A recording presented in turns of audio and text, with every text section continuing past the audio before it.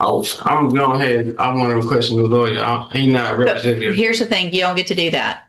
So here's where we are. Mr. Rojas is a great lawyer. He's not, just because Can I speak? Nope, not while I'm talking. I already gave you an opportunity earlier, and I'm going to give you an opportunity in a minute, but I want you to listen carefully to what I have to say first, okay? Good morning. Are you Justice Larzo? Yes, ma'am. And Mr. Larzo, in clause number 26, DCCR 0770, you're charged with the third-degree felony offense of obstruction or retaliation from March 8th of 2026.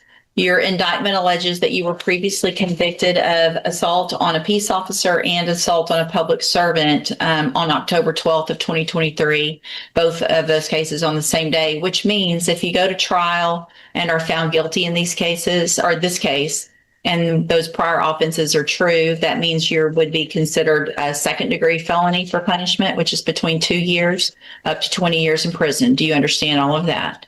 You can repeat that for me? What part of it do you not understand? The first part. What you're charged with? The part where you said. So here's the thing. You're charged with obstruction or retaliation. Correct. The offense date is March 8th of 2026. Correct. And that's a third-degree felony. Correct. The indictment also shows me that you were already convicted of 2 other felonies on the same day. What that means is if those are true, or at least one of them is true, it would enhance your punishment in this case to a second-degree felony, which means if you go to trial, you're found guilty, the range of punishment is between 2 years and up to 20 years instead of 2 to 10. What? I would like to take care of this today. Well, talk to your attorney and listen to what he has to say. And if y'all want to take care of it today, then there's some paperwork that you have to go over with and sign, and then we'll go forward. All right? You can go back with the bailiff. All right, Mr. Larzo, what's going on? I'm going ahead. I want to request a new lawyer. He's not representative. Here's the thing. You don't get to do that. So here's where we are. Mr. Rojas is a great lawyer. He's not... Just because Can I speak? Nope, not while I'm talking. I already gave you an opportunity earlier, and I'm going to give you an opportunity in a minute, but I want you to listen carefully to what I have to say first, okay? Mr. Rojas is telling you what the district attorney's office is offering. You don't have to like it. It doesn't mean he's a bad attorney, and another attorney is not going to come get a different offer. Okay. So, Ms. Malfino, is there any reason that you would know of that offer that you have made would change? No, it will only go up. So you're where you are. So either you accept that offer or we set your case for trial. Once your case is set for, hang on. I want a new lawyer. Hold on. I understand, but listen. You want to let me speak, man? Please, can I speak? I'm going to let you speak, but I'm going to give you what your options are, okay? All I want is a effect. What I'm saying, you trying to say trial, this and that. I haven't even seen my discovery evidence. You saying he's a good lawyer, but he haven't even shown me no evidence. So on my case, how can you speak and say he already told me the other day that he working for the DA? He already said. Sure I said you haven't. He have not asked me what happened. He haven't even got my side of the story. Have you got my side of the story? Have I told you what happened in this case? Can you tell this person what I told you? Mr. Larzo, you're not in charge and you're not asking I'm questions. not in charge, but what I'm saying is, how can he say he's representing me and he's ain't done nothing but come to me and say the DA said this, the police report said this. He has not. That's the evidence. That's what he's telling you the evidence is what's in. What the police report said, but he hasn't asked me my side. And here's the thing. Your side is important if you didn't do it, what his job is to tell you this is the evidence they have against you. You can take this deal, or if you say you didn't do it, you can go to trial. So if you're saying you didn't do it, then let's get a jury to determine if you did it or not. I haven't seen no police report. I haven't seen no body cam footage. I haven't seen no evidence to where I can tell you if I'm ready to go to trial. Is there media in this Judge, case? as Mr. Rojas does in every case, he has requested and reviewed the discovery well in advance. Let's do this. Do you have some media? Judge, I have requested the media. What I told Mr. Larzo yesterday when he told me he wanted to watch the video, I told him we could reset the date to look at the video. He just said he didn't want to do that. He just wanted to come in and ask for a new lawyer. I want a new lawyer because you now represent me effectively. You come to me and tell me the DA said this. Mr. Larzo, he's just said that yesterday he would bring the videos. Don't talk over me. He would bring the video for you to watch. I'm going to reset your case for 2 weeks. He's going to bring the information. You can watch it and you can make your decision. The offer is what the offer is. The DA's already said that. I don't care if you take it or if you don't take it. Take it, fine. Don't take it. We'll get your case set for trial.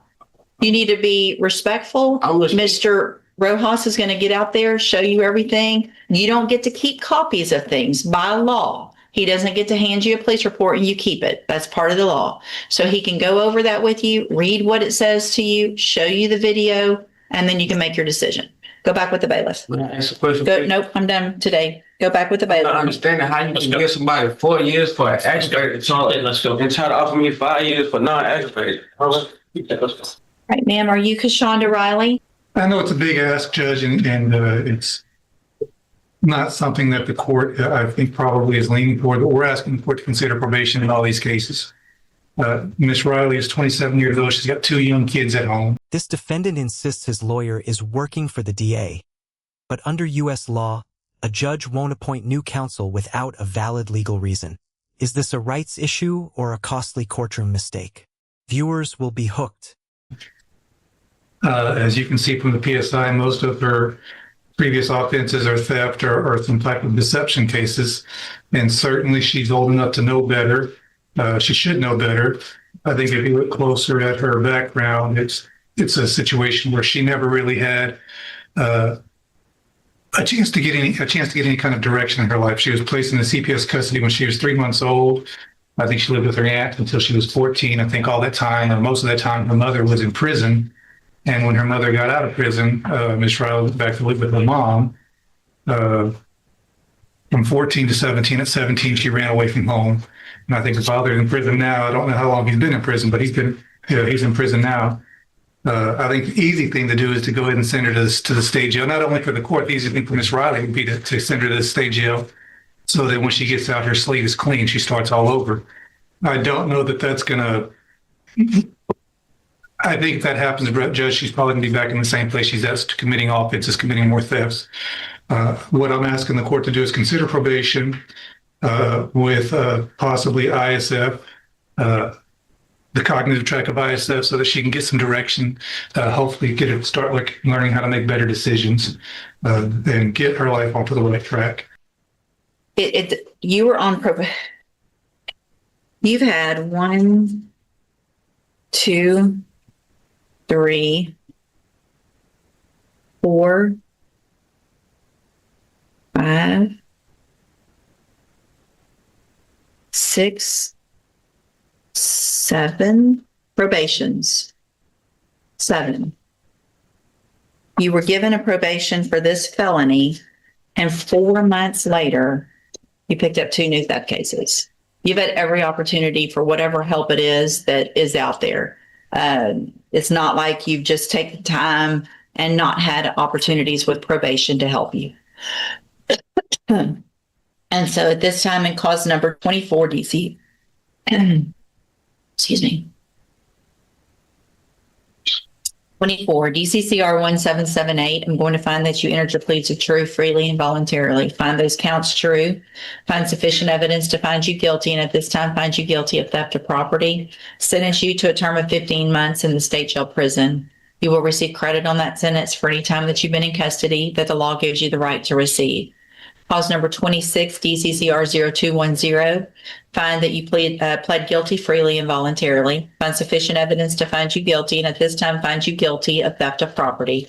Sentence you to a term of 15 months in the state jail prison. You will also receive credit on that sentence for any time that you've been in custody that the law gives you the right to receive.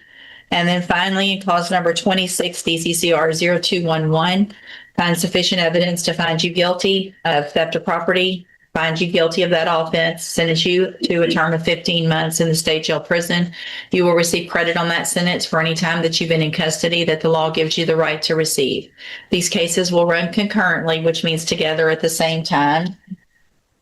I'm handing you the trial court certifications in each of those cases that shows that these were agreements that I followed, so you waived your right to appeal. I also handed you a written admonishment regarding your ineligibility to possess a firearm or ammunition.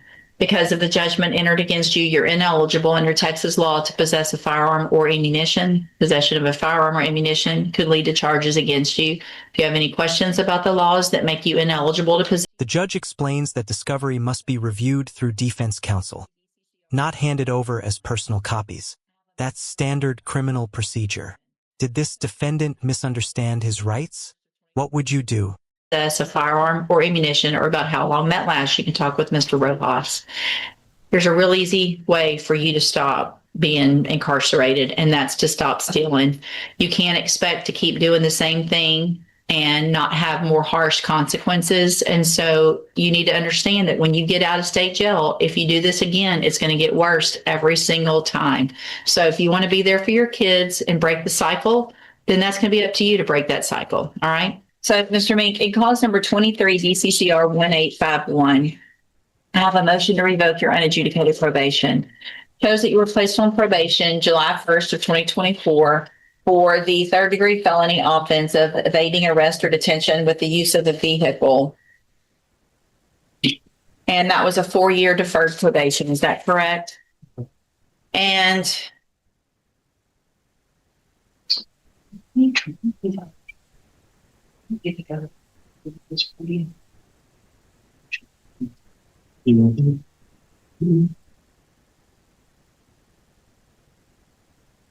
cause number 24, DCCR 0294, I also have a motion to revoke your unadjudicated probation. Shows that you were placed on probation July 1st of 2024 for aggravated assault with a deadly weapon, a second-degree felony, and that was a 6-year deferred probation. Is that correct? Yeah. Okay. All right. I'm going to find in each of your cases that you entered your pleas of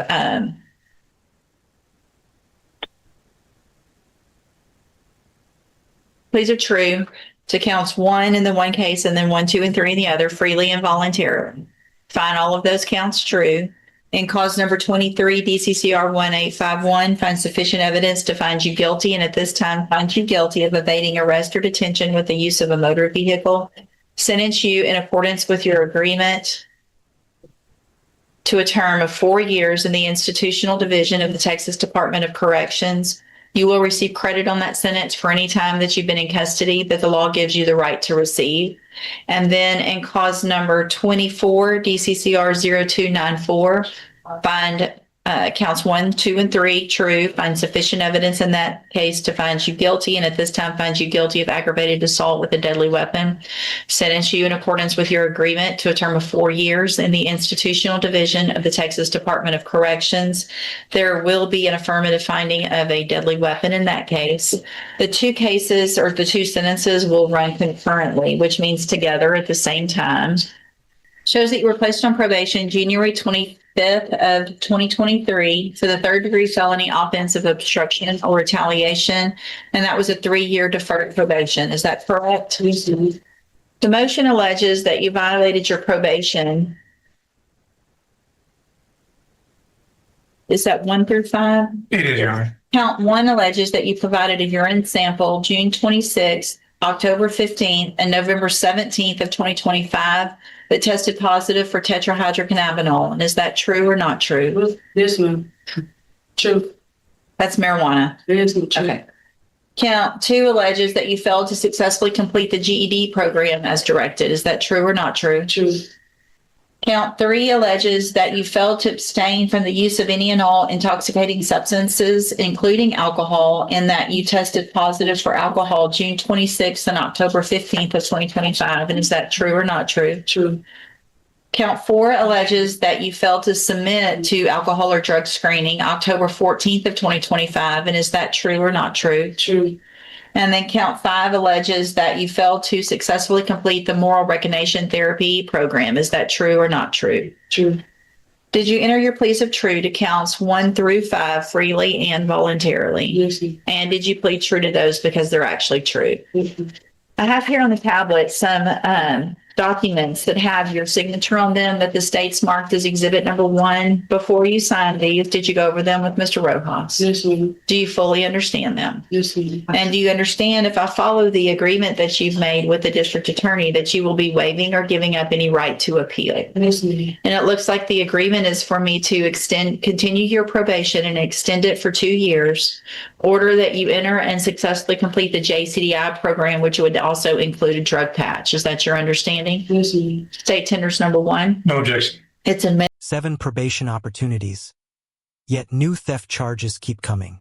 Under U.S. sentencing principles, repeated violations often justify tougher punishment. Is accountability finally catching up? Many viewers will feel divided. any evidence that Ms. Verdine is not competent. No, Your Honor. So I'm going to find that you entered your pleas of true to counts 1 through 5 freely and voluntarily. Find those counts true. Find sufficient evidence to find you guilty and revoke your probation, but I'm not going to do that. I do want to get an updated report. So we need to figure out between now and then what I can do between now and then. I just want to make sure that probation also agrees that that's all of the treatment and everything that's necessary. I'm willing to set a bond, and she's on probation. She can go ahead and start those programs. But I want to make sure, I think, that we're covering everything, if that makes sense. Judge, she's been incarcerated for a while. Would the court consider PR amendment?